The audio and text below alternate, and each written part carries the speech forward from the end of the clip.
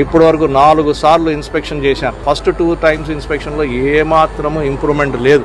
ఇప్పుడు చూస్తూ ఉంటే కొంచెం ఇంప్రూవ్మెంట్ ఉంది. ప్లాట్ఫామ్ నెంబర్ 1 నుంచి ప్లాట్ఫామ్ నెంబర్ 3కి 2కి వెళ్ళే ఏదైతే ర్యాంప్ అండ్ ఎస్కలేటర్ ఉందో మధ్యలో కేబుల్స్ ఉన్నాయని ఎక్స్కవేట్ చేసినప్పుడు చాలా 2.5 సంవత్సరాల నుంచి డిలే చేస్తూ వచ్చాను. అవన్నీ సార్ట్అవుట్ చేసి కోఆర్డినేషన్ మీటింగ్లు పెట్టి నేను అప్పుడు ఆ కేబుల్స్ అన్ని పక్కకి పెట్టించి అక్కడ బెడ్ కూడా ఏర్పాటు చేసేసాం. బెడ్ కూడా రేపు వేస్తారు, రేపు కానీ ఎల్లుండి కానీ వేస్తారు. వర్క్ స్టార్ట్ అవుతుంది. త్వరలో మనకి ఎస్కలేటరు అండ్ ఫుట్ ఓవర్ బ్రిడ్జ్ పోవడానికి ర్యాంప్ వస్తుంది. నేను మొదటి నుంచి ఒక సమస్యని గట్టిగా పట్టుకుని ఉన్నాను ఇక్కడ. అదేమిటంటే ఈ ఫుట్ ఓవర్ బ్రిడ్జ్ వెనకాల ఏదైతే కనిపిస్తూ ఉందో ఆ foot over bridge platform number 1 నుంచి ఈ వీధిగా వెళ్తూ ప్లాట్ఫామ్ నెంబర్ 2, 3 తర్వాత ప్లాట్ఫామ్ నెంబర్ 4, 5 దగ్గరికి వెళ్ళి ఎండ్ అయిపోయింది. అది 3 సార్లు అటు తిరిగి ఇటు తిరిగి కింద ప్రతిసారి ఎగుడు దిగుడు అయ్యి అది వేసే స్టెప్ కూడా స్లిప్పరీగా ఉంది.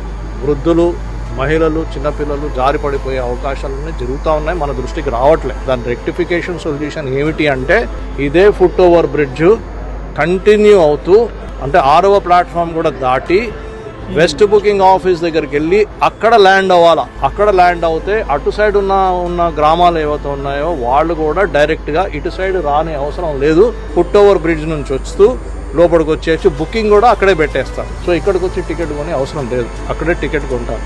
సో ఇటువంటి సదుపాయాలు మనం చేస్తూ ఉంటాం. ఇప్పుడు లైటింగ్ కూడా చూస్తూ ఉంటే ఎక్కడైతే కవర్ ఓవర్ ప్లాట్ఫామ్ అంటాం ఈ షెల్టరు, దాని కింద న్యాచురల్లీ లైటింగ్ బాగుంది. ఎక్కడైతే కవర్ ఓవర్ ప్లాట్ఫామ్ లేదో, కవర్ లేదో అక్కడ లైటింగ్ సరిగ్గా లేదు. అది కూడా లైటింగ్ ఇంప్రూవ్ చేయాలని చెప్పాను.